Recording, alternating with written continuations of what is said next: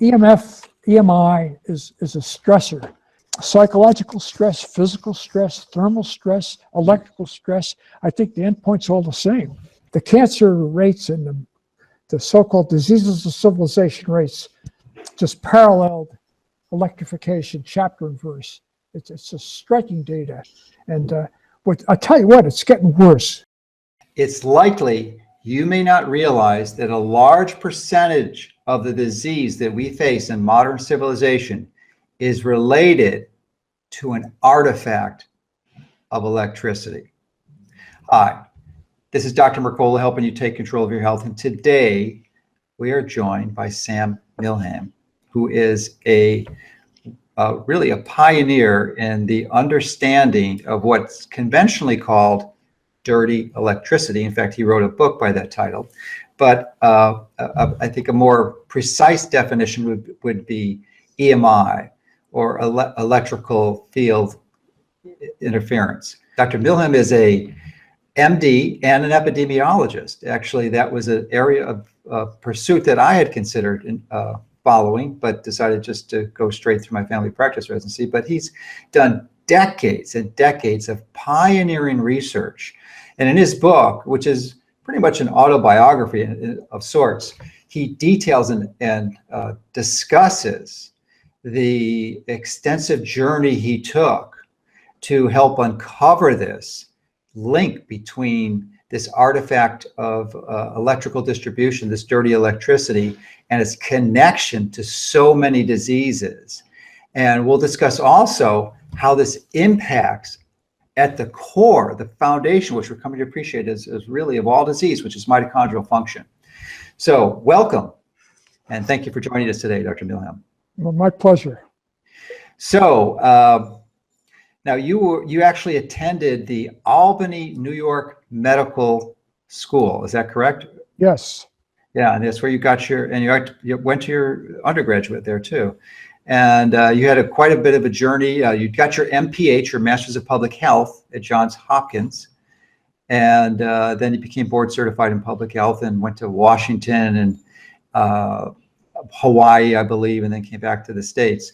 So perhaps you can summarize your journey in the process. You detail quite a bit in your book, but I think our viewers would be really interested in your background to place this into a context of what we're going to discuss.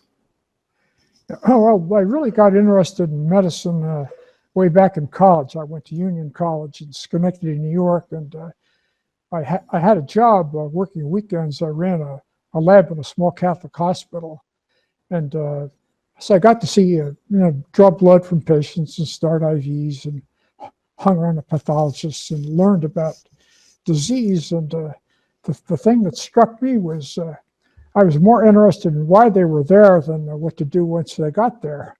Mm-hmm. So when I after medical school, it's kind of an accident that I got into epidemiology. When I showed up for my internship at the U.S. Public Health Service in Massachusetts, almost all the residencies were spoken for already, and the one that was open was epidemiology, so I took it. And I've never regretted it for a second. I was always interested in the science of disease, and so that's how I got started. Well, okay, thank you for that historical perspective. And how old are you now? I'll be 85 May 12. Well, congratulations, because it's very clear from our brief conversation that your brain is working the way it was designed to, that you are not impaired by many of the degenerative diseases that impact so many people at that age, where you can see it very clearly in your speech patterns, but your brain seems to be working pretty well. I suspect in a good part because you've been avoided this artifact of dirty electricity. So let's talk about dirty electricity. How is it generated, and what is it specifically? Okay, well the electric grid began with Edison in 1892 at the Pearl Street generating station. And it turns out that from the very second he started generating electricity, he was making dirty electricity. And the way I know that is because if you read he's got tons of publications. And he had a big problem with his original generators, these big jumbos, and they had brush arcing. You know, the way they make electricity is they spin magnets and have brushes to pick up their contact points. All electric motors have brushes, and generators have them. They're made out of graphite. But he tried to solve the problem by dumping mercury into his motors, his generators. But that made everybody sick. But just by the fact that he had this extensive brush arcing, I know that his original electricity, and from then till now, has suffered from some sort of brush arcing. And arcing and sparking makes dirty electricity, which is really high frequency electric transients. They come and go, they're spiky, they have very short latency times. And so from the outset of the grid, we're being exposed to this business. And it's not the 60 cycle stuff. That we're talking frequencies up in the kilohertz and higher frequencies, thousands of cycles a second. So is it actually going to the megahertz range, or does it stop at the high kilohertz? Oh, well, I think it goes higher, but it seems the kilohertz range is what really is getting us, making us sick. Yeah, and just so you know, if you are if you currently have photovoltaic panels or solar panels in your home in an effort to generate clean electricity, I've had 15 kilowatts of panels for the last 5 years, and that's great. But what you probably don't understand is that those photovoltaic panels generate DC current, which is essentially unusable in most homes. So what you need to do is use an inverter that converts it to AC current. And this is a phenomenal source of dirty electricity. So if you have solar panels, or you know someone that does, you need to let them listen to this interview and understand that they need to remediate it. So I remediated mine and tested it, and it's fine now, but it will cause dirty electricity, which will cause problems. Yeah, but the other problem with that is the big commercial solar arrays, they have inverters, thousands of them if they're big arrays, and they all make dirty electricity. So if your utility has got an appreciable wind or solar component, it's by definition giving you dirty electricity. Wow, that's a very good point. I hadn't considered the commercial aspect, and there are islands, the entire island is being generated by solar electricity. And Kauai, which is of course one of the US states, or a subsection of the US states of the Hawaiian Islands, is planning within the next 10 or 20 years to have their entire island be generated. But they've got, I think, a few hundred megawatt systems that are out there now generating a significant portion, and they store it in the batteries. But you're right, it has to be converted. You can store it as DC current in the batteries, but ultimately that's useless in our current system. It didn't have to be, but we chose to operate on AC currents. And if we didn't have that interconversion, it wouldn't be an issue. So this is a big issue if you have solar panels, or if your utility is generating electricity through the use of either wind or solar. So thank you for that consideration. Well, another little anecdote. When I first discovered this business, I got online and I studied and looked up the commercial sources of photovoltaic inverters, the companies that sell these.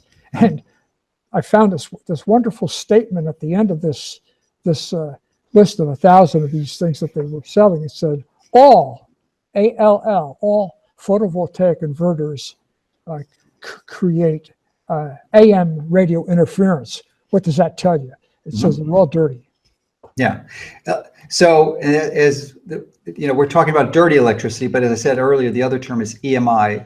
That's right. Or electromagnetic interference, which is a more precise definition. Dirty is sort of a lay term, but that's what it is. It's electromagnetic interference, and that classic example is this AM radio wave transmission interruption. So why should we be concerned about EMI in our homes? I mean, so what does it matter? What's the big deal? The big deal is that over the 40 years I've been doing this business, it's become super clear that the EMI, or dirty electricity, is very biologically active, and it's just, and I wrote the book to basically warn the population, because nobody seemed to pay attention to it, is that this is the major cause of all the so-called diseases of civilization. We're talking everything: cardiovascular disease, all the cancers, and even suicide, which really caught my eye. When I looked at the causes of death in this country, the only cause that wasn't linked to it was auto accidents, basically. Yeah, I am sure that it's a contribution, and I'm actually becoming passionate about this. I've known about dirty electricity, or EMI, for a decade or longer, maybe 2 decades, but I've never really fully appreciated the impact it had until I read your book, and the light started to kick on. And for the last year or so, I've been immersing myself in the literature of mitochondrial function, and I think that's the way that it impacts its effects. So ultimately, it's mediated through some component, but I do believe there's other variables that contribute to the diseases that you mentioned that can't be overlooked, such as the processing of food, the food selection, the contamination with toxins like glyphosate. And then we also there's other types of non-native EMF exposure that I think it's important to ground people of. There's basically 3. One is magnetic, which this is not. The other is electrical, which what this is, EMI. And then the third is microwaves, which is not your microwave oven necessarily, although that's a form, but it really is the communication that the cell phones and your routers and your portable phones. So those are all 3. And what we're talking today is about the electrical component.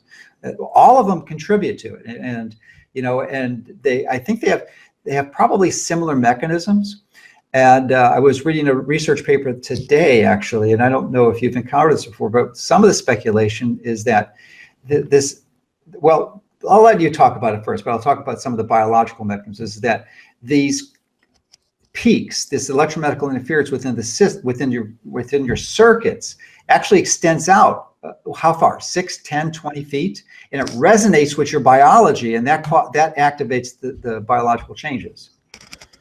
Look, as long as we're talking about inverters and you got into microwaves, all transmitters, AM, FM, and especially cell towers, your cell phone works because there's a transmitter out there that transmits to you.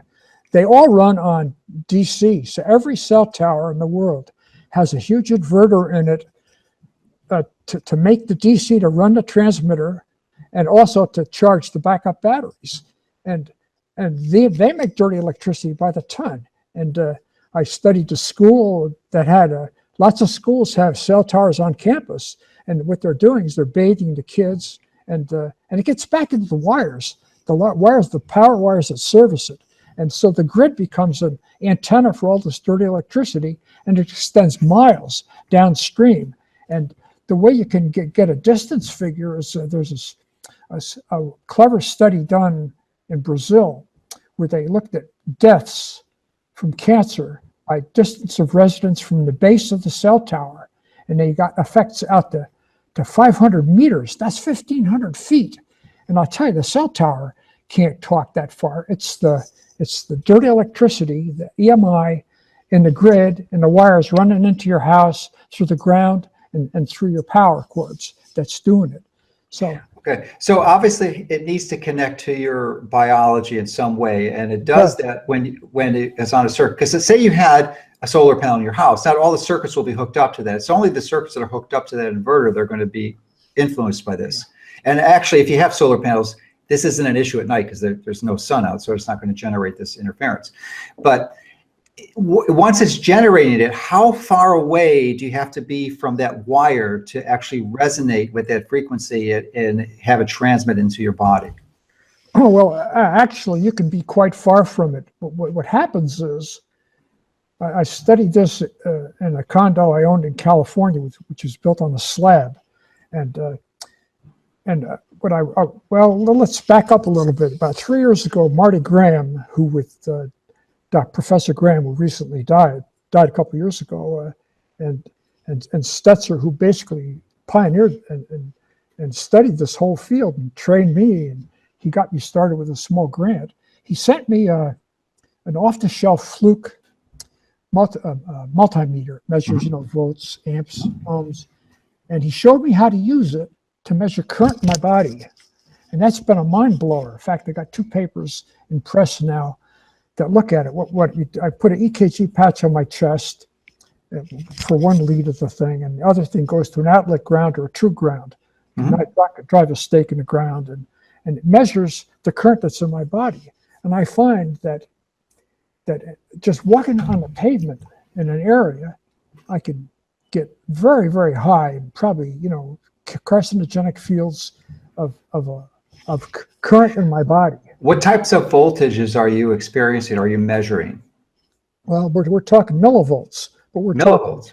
But we're also talking microamps. Now, the EPRI and their people have written extensively on contact currents, and NIHS has studied this years ago, and they conclude that 18 microamps is sufficient to put enough current in your body, voltage in your body, to give you cancer with a chronic exposure. Well, hell, I find 200-300 microamps, lots of places, just standing on the floor. So that Fluke multimeter is able to measure that for you. All you do is hook it up to an EKG electrode anywhere on your body. Yeah, well, in fact, exactly. But what I do is I got tired of ripping the hair off my chest with the EKG pad, so I just stick it in my mouth. Okay. Oh, one of the leads on the Fluke multimeter. Yeah, right. And the other one goes out. It goes into the ground. Right. Electrical ground. You're fine. Right. And then you look and you measure microamps and millivolts. Microamps coursing through my body, and what the real mind blower was when I got it like this. I'm sitting at a Hewlett Packard laptop, and I was measuring myself, and I just touched the case of the laptop and found out it was putting 80 microamps into my body. I finally got rid of it by putting a USB to an outlet ground. And that fixes it. You can buy those if you find out yours is bad. The other horrendous. Well, many of the notebooks, if they have power supplies that are grounded, that tends to solve the problem too. But a lot of them aren't. I think the Apples are not grounded. Well, this one isn't grounded, but when I grounded it, it's fine. But the other thing I noticed is that almost all light, non-incandescent lighting, puts the current into your body just directly from the light. Really? Absolutely. Wow, and you've measured that on the Fluke. Absolutely. It's not surprised because we've had a physician, Andrew Wunsch, Dr. Wunsch, who is a German photobiologist who goes into just from a biological light perspective, but I didn't realize it had electrical implications also. That's interesting. Well, what it just explains a ton. I started doing occupational mortality stuff, 30 years ago, and it's my contribution is still online. You can look at Washington State mortality for every cause, every occupation. And I was always puzzled why the highest cancer rates of all the occupations are teachers and professors and office workers. Why is melanoma more common in people who work indoors than outdoors? Why is it more common in teachers and professors than it is in lifeguards or farmers? And why do you get it on parts of your body that never see the sun? It's due to this. It's due to EMF.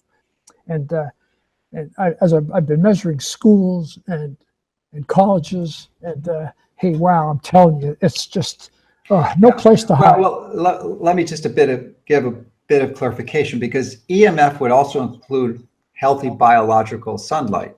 So there are healthy EMFs. So this is non-native artificial EMFs that are the source of the problem. But what I'd like you to go on is describe some of the research that you did, some of the pioneering your work, especially in I believe the California school system, where you were called out to find out a series of, I believe, 13 teachers who had contracted cancer, and the reluctance that you encountered from the school board and the system there that didn't want your input, it didn't want your help at all. And it actually was the teachers themselves who were pleading with you to help them solve this issue. And that how you discovered that male breast cancer is actually a sentinel for EMF exposure, just like mesothelioma is a sentinel for asbestos exposure. That's true, you know, and I can't make anybody believe it. In fact, the second edition of my book, I comment woefully that there was an epidemic of male breast cancer at Camp Lejeune in the Marine Corps. So I wrote to them and said, hey, look at this, 15 studies that link EMF to this. They were saying it was due to drinking water contamination. There's no way it's due to EMF for sure. And but they just ignored me, and in fact they got federal money to take the sting out of their problems. And you know, it's just it just boggles my mind how politics and money and greed overwhelm everything. Well, your experience in the California school system was quite a powerful anecdotal illustration of that. So I wonder if you could expand on it now and share that with our viewers. Well, right after I moved down there, there was an article in the Desert Sun paper. It's published in Palm Springs, and these teachers had called in, had told their school system that they were certain that they had an epidemic of cancer in a middle school, McKinton Middle School. Well, the teachers are smart. They knew teachers at other schools, and they recognized that 13 of them had developed cancer, and they didn't know of another school in the whole system with more than 2 or 3. So they complained to the superintendent of the schools, and she hired a guy from the local cancer registry who came and spent 2 hours telling them it was all in their head and that it was due to sunshine.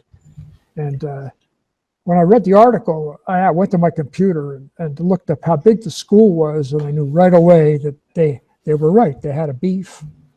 So I tried for about 4 or 5 months to contact the school. I kept writing and I got no answers. Finally, I went to the superintendent, and she said, well, that we're satisfied with our expertise, with our expert advice from the utility company. The utility company. Basically, he might as well be a utility company. But anyway, so I went to the newspaper and told them, hey, look, here's my name and phone number. If the teachers are interested, I'll take a look at this with them. So I did that, and but basically, we did get into the school just two consecutive nights, and then shortly after that, I was accused of criminal trespass by the school district. They didn't want me in there, and it was just like pulling teeth. We got the study done without any help from the school. They could have helped us by giving us teachers' rosters and stuff. We did it all just with the teachers' help and with some classroom assignment rosters that one of the teachers had saved.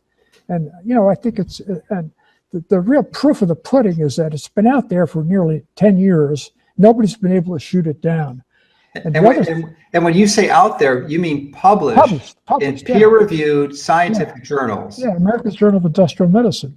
And the other thing about it that's so right on, it's unbelievable, is we only had 18 total cancers when we were done, but 3 of them had risk ratios about 10, which you almost never see, and with just power frequencies. You get 2s and 3s. And the 3 cancers that we found that were high in these teachers were identically elevated in the big California Teachers Association study. That can't happen by chance. Mm-hmm. So I've contacted the Teachers Association. They stonewalled me too. And I did another school. I tried to do another school. Had a cell tower on campus and an epidemic of mostly breast cancer in the staff. And once again, they hired Lika Kaifetz to come to a school board meeting and try to shoot down my stuff. And so they wouldn't cooperate. So what are you going to do? You can lead these people to water, but you can't make them drink.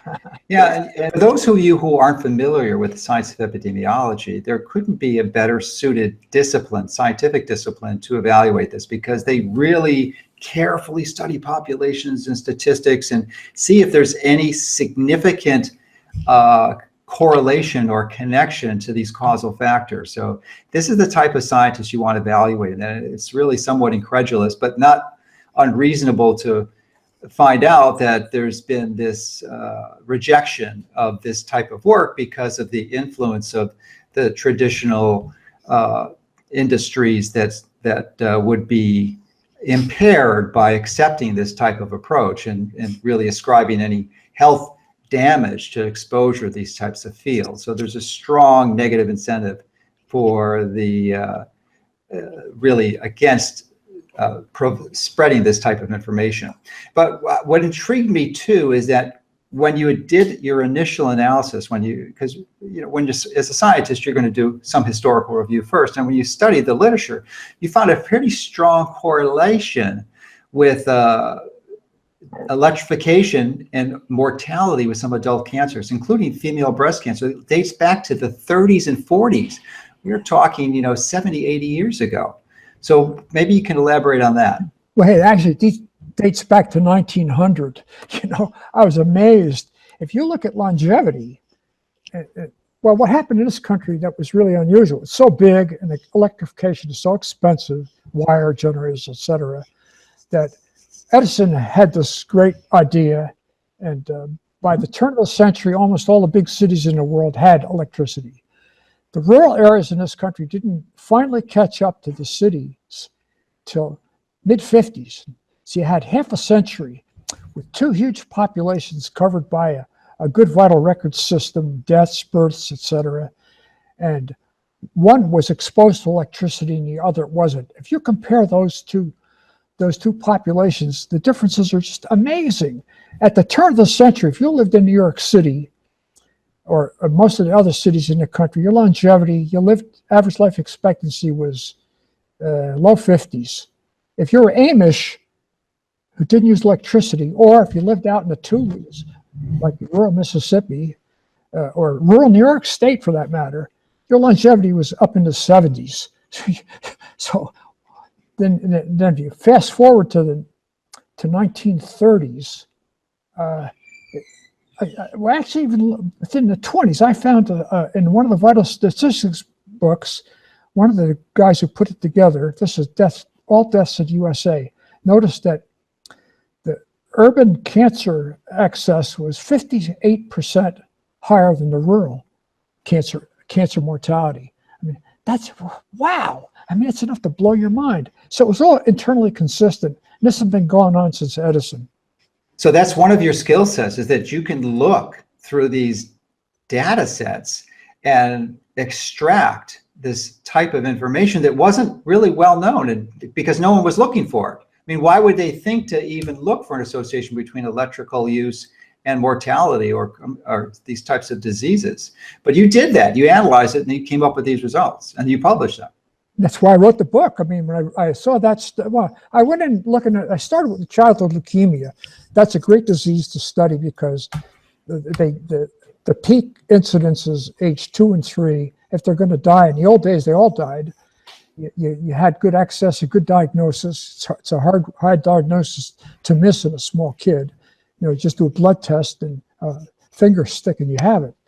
So when I got into looking in the national data set, I was astonished that it wasn't just leukemia, it was all cancers. It was cardiovascular disease and suicide. The suicide data is just beautiful. I mean, you could just see you have as electrification proceeded. Thank God the census in 20, 30, and 40, they asked whether the house was hooked to the grid. And if you look at that state by state or farm by farm, you could track electrification, and the cancer rates and the so-called diseases of civilization rates just paralleled electrification chapter and verse. It's just striking data. And I tell you what, it's getting worse, and it's getting worse. And right now it's getting worse in this country compared to other countries because of ground currents. Mm-hmm. Utilities in this, well, we can get into the grid in this country is called the grounded Y grid, and in Europe they don't have it, and it was designed for lightning protection, etc. But now, about 80% of the current that's delivered to loads, to your house, to your business, returns to the substations via the earth, and now they they have 4 ground contacts per mile when there used to be 1.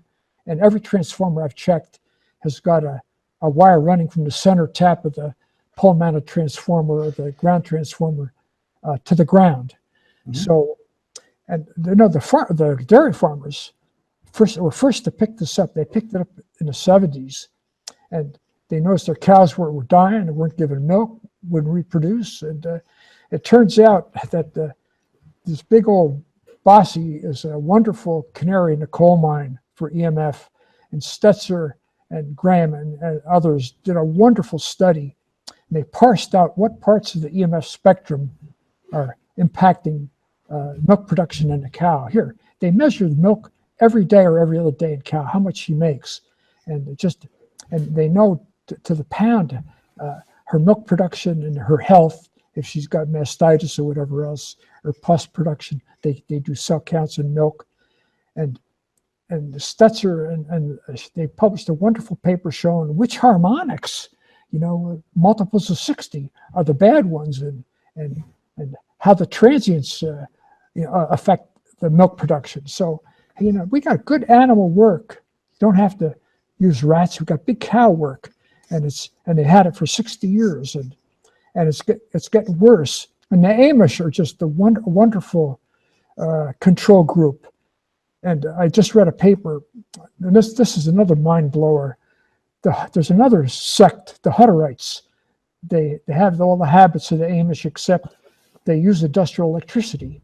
And this study was of asthma. People noticed that the Amish kids don't get asthma. That's amazing. And it's almost never seen. And the Hutterites get it. Why the Hutterites use electricity, the Amish don't? There's the answer right there. I wrote to the journals. They won't publish it.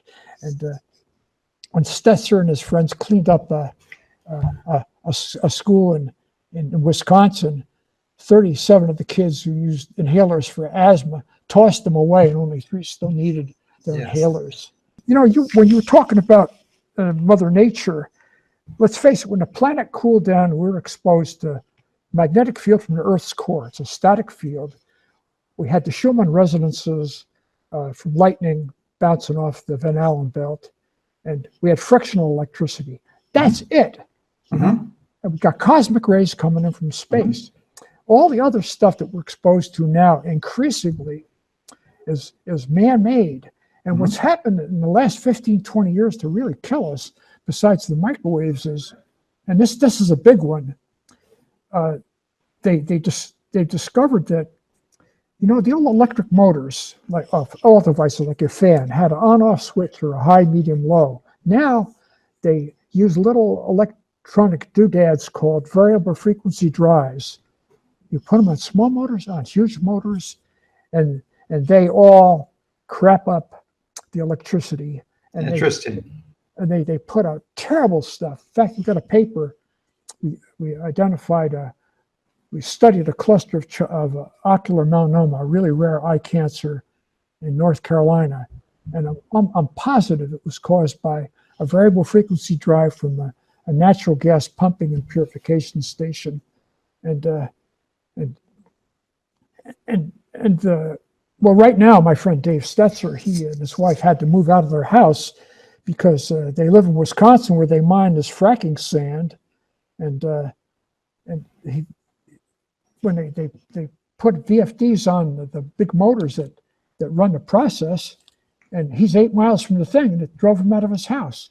He noticed that the fans in his house on the stove were oscillating with frequency. So he got his oscilloscope out and measured it, and it's broken his air conditioner, his hi-fi, and his wife gets tachycardia, and he gets sick to his stomach. I mean, so they're living in a cabin. A guy named John Ott studied kids in a Florida school way back in the 50s, mm-hmm. and the kids had ADHD, and he knew it had something to do with the fluorescent lighting. What he did was he put a wire mesh grid in front of the lights and grounded it, and that could protect the kids. I don't think he knew exactly what he was protecting them from, but he did it, and it worked. His book was Health and Light is the name of his book. A great book. He was a major pioneer. He was, I think he lived down in Florida, certainly worked for Disney. Yeah. That did a lot of pioneering work. An amazing man. I read that book all the time. So he was an inspiration to you. That's great. Absolutely. He was right on.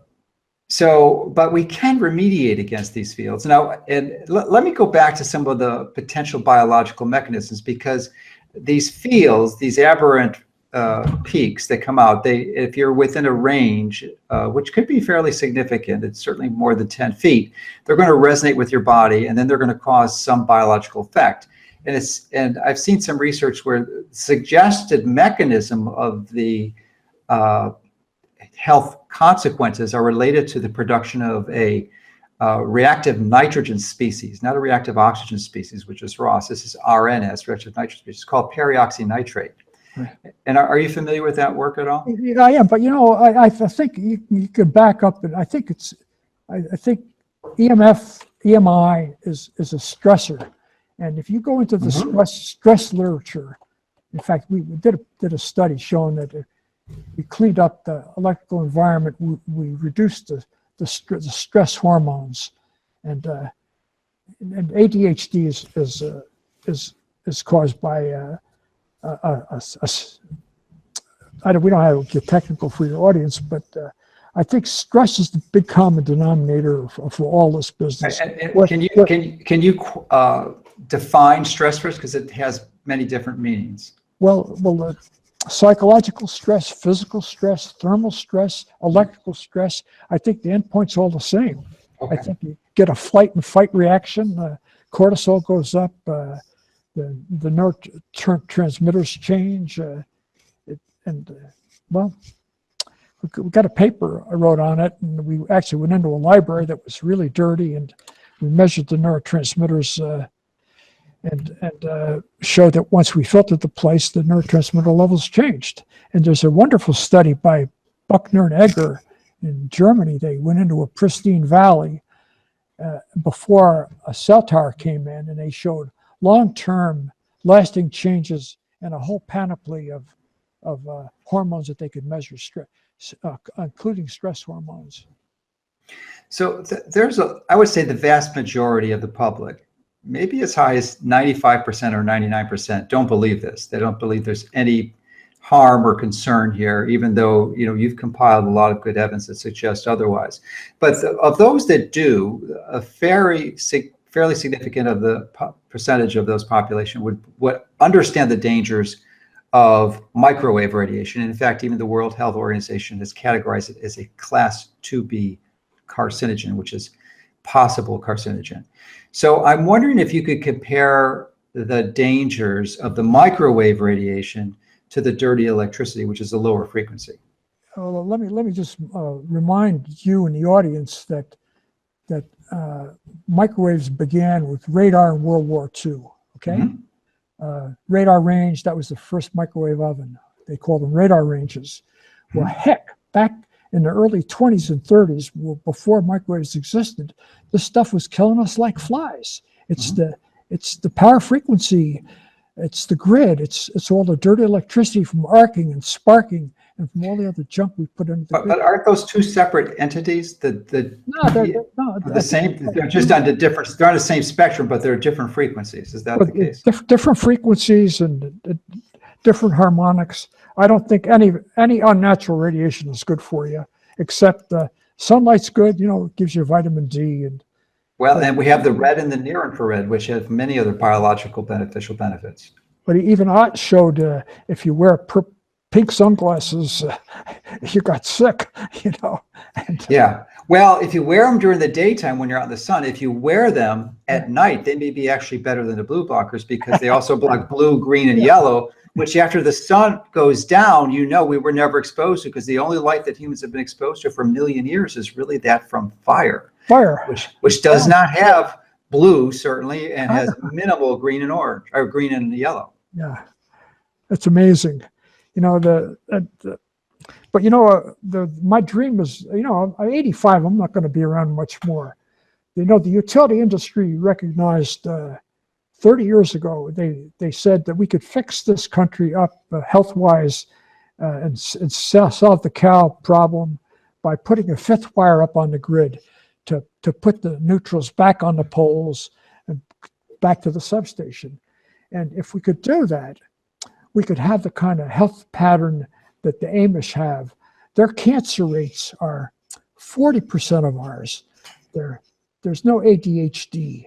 There's very, very little. There's almost no suicide. There's, oh my God, I figured it would seem that this is a really important part of the solution for all the new solar installations that are going up. They need to put this fifth wire on there. There seems to be an important need for some type of campaign to educate this, because my guess is that it wouldn't be that expensive to install initially. It would certainly be more expensive to retrofit it. Well, you know, even after the grid's up, they actually studied this, I think, in Michigan or Minnesota. The science advisors, they did a dummy run of how much it would cost to put all the EMI back into the wires, and it came to some trivial, like 12 cents for a typical household.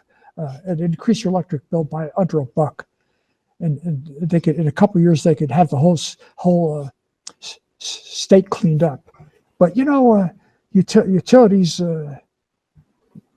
They're just greedy. They don't want to spend their bucks on. No, they're not much different than any other large corporation, company. Actually. Yeah, they're really similar between the food industry, the drug industry. They've got many similarities, but many times their actions can be motivated by educated and informed consumers who actually vote with their pocketbooks, which is a bit more challenging to do with utility, because usually you only have one utility serving you. You can't have a selection of different utility providers where you can with many of the items that we consume, especially food.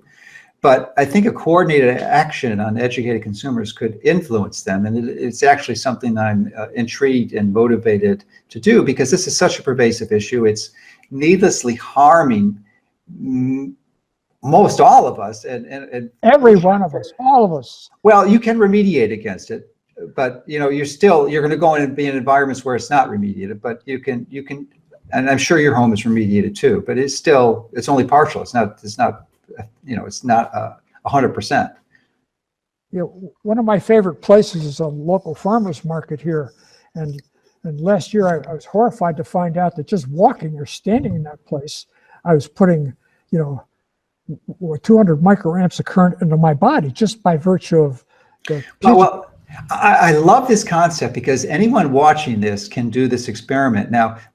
So can you run it by us again? Because you said you put one of the electrodes under your tongue to ground it, but where are you going to put the ground if you're at the farmer's market? I mean, because I got a long wire. Mm-hmm. I plug in either to an available plug. The little round thing is the ground mm-hmm. plug.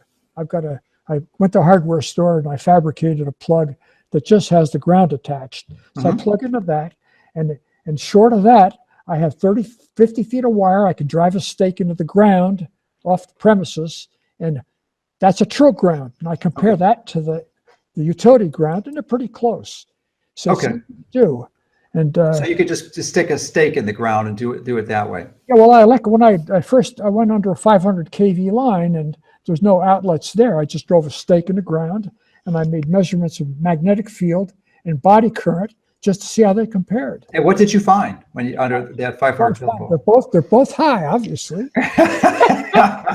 No surprise, but how high were they relative to the other? Well, the magnet. Actually, what I found was interesting is the magnetic field, as you got away from the line, stayed high, higher than. In other words, it didn't drop off as fast as the body current, which is good news. Okay. But anyway, when people measure this, what would be considered a healthy or normal body current? Well, body current, you want to keep it under 18. 18 microamps. 18 microamps. Microamps. Okay. And the higher it is, the worse it is. Absolutely. Yeah. So under my, and what about the voltage? How many millivolts? Voltage, I've done some voltage comparisons. You can actually take, if you have an oscilloscope tracing, you can voltage equals V equals IR, it equals current times resistance. You can assume the resistance of the human being is 500 ohms. So if you know the amperage and the resistance, you can figure what the voltage is. You can do it the other way. So if I take an oscilloscope tracing of a place, I might come up with, say, 100 millivolts. Well, I can divide that, multiply that by 500 or just double it, and that gives me an estimate of what the amperage is, and it's almost close. First time I did it, I came out, observed 270. I would have expected 290 microamps. So I know it works. Okay, and again, that 270 is significantly higher than the 18 microamps that's healthy. Wow! Oh wow! Do you ever get into milliamps where it's that high? Yes, yeah. Unfortunately, in the down grounds, in the development right near the school I studied in California, it's not just the school; it's that whole swath of that part of the town. There's a Boys and Girls Club. There's an elementary school. There's a YMCA daycare. They're all off scale for this, and there's a development adjoining to it where there's cancer like every house in that block. And I measured the down grounds and the power poles in the backyards, and I got up in the milliamps there. Wow! So you would expect lots of problems. Now, what's more dangerous, the higher amperage or higher voltage, or they're obviously they're connected through the formula? They go together. I think. I wrote a little letter, which hasn't been published yet, but I think we've been measuring the wrong thing in all these epi studies for the last 40 years. We've been measuring, because I find plenty of places where the body current, amperage of my body, is higher than a kite, and the Gauss meters and the other meters that we traditionally use don't show anything. Yeah, well, they're measuring the magnetic field, which is another they measure electric field too. But they do. They don't have the bandwidth. That's the problem. Okay. So really, as far as you know, other than sort of rigging this up yourself, there's no commercial device that is designed to measure body fields. Well, no, it wasn't designed, but you can buy an off-the-shelf fluke. Yeah, they're not expensive. They cost like $300-400. Yeah. And it's a in fact, Marty Graham got mine off eBay, had a guy's name on it.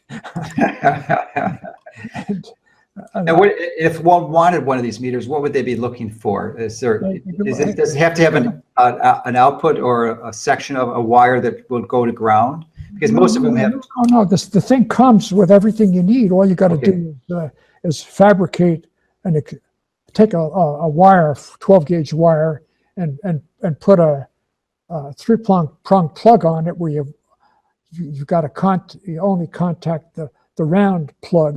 Sure, the ground. And that you attach to your black electrode. Okay. That's for your ground. And the red one goes to your EKG patch on your chest or to your mouth. Or in your mouth, yeah. Oh, perfect. And you're set. You push a button and you read it. Yeah, I think you can get them for less than 300. I think I've seen them right.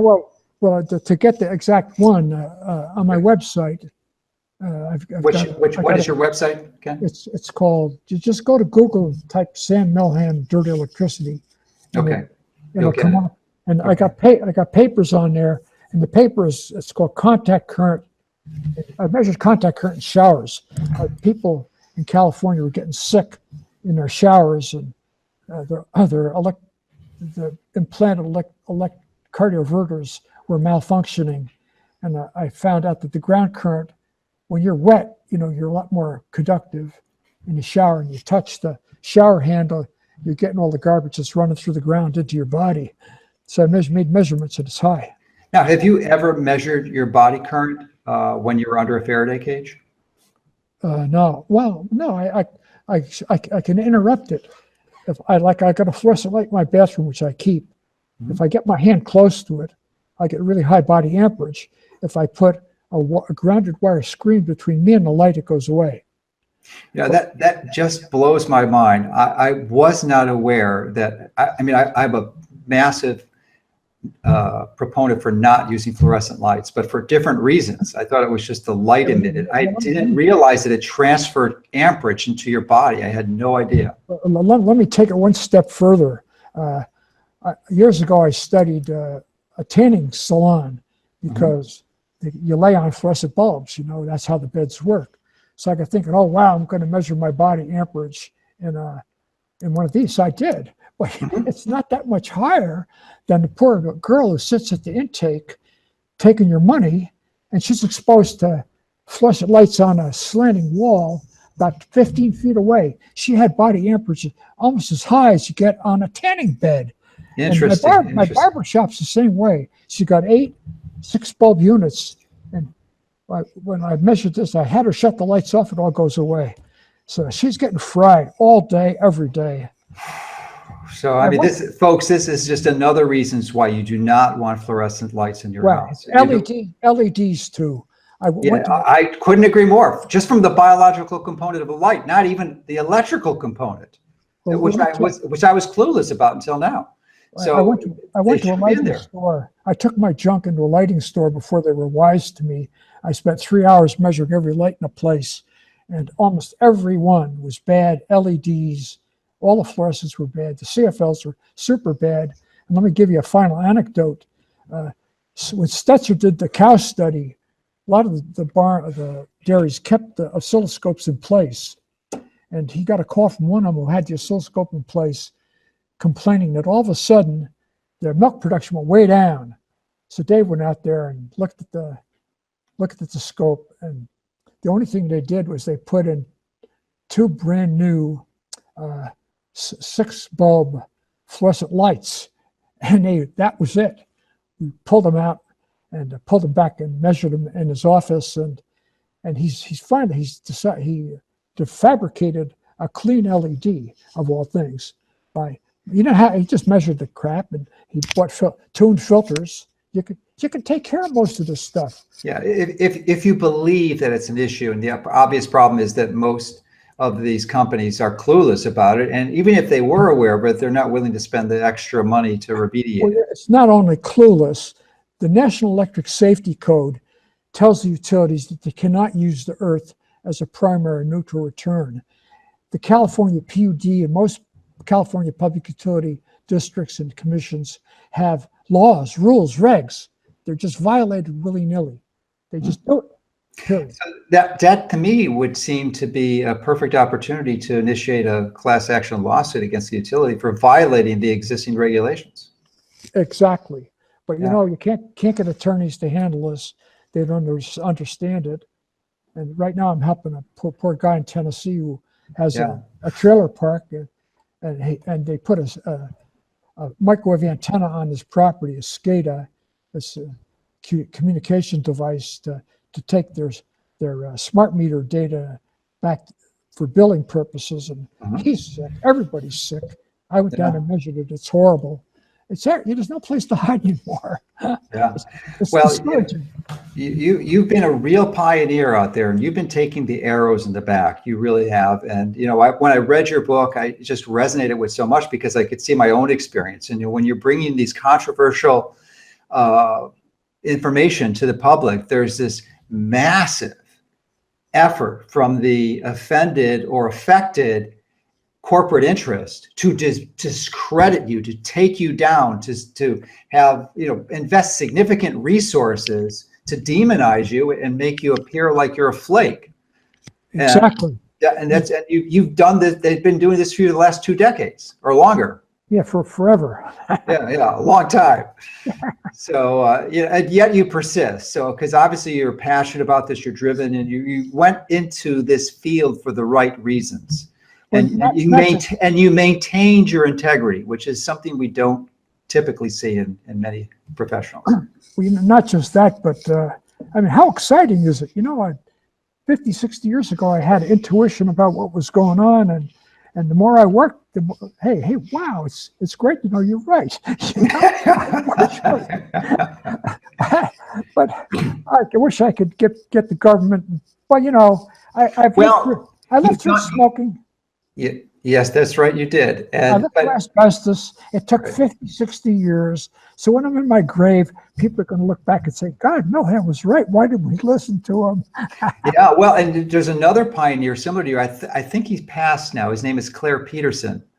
I don't know if you're familiar with him, but he was the innovative researcher who really brought to light the damages and the dangers of lead in gasoline. We had known for centuries that it was a neurotoxin. Yet in the early 1900s, they were put in the gasoline. But it took someone like Claire Peterson to do the research. He actually went to got ice from the Arctic and showed that there was these massive differences. Then he finally believed it, but they still had this massive discrediting campaign against it. But he changed it, and now lead's out. And I think, as similar with your efforts, maybe after you pass, that this will happen. But I wasn't aware of these details, and I'm really interested and going to seriously evaluate some campaigns that we can initiate to get this remediated, because it's a relatively simple process, and I have no problems investing significant resources to get this thing made right.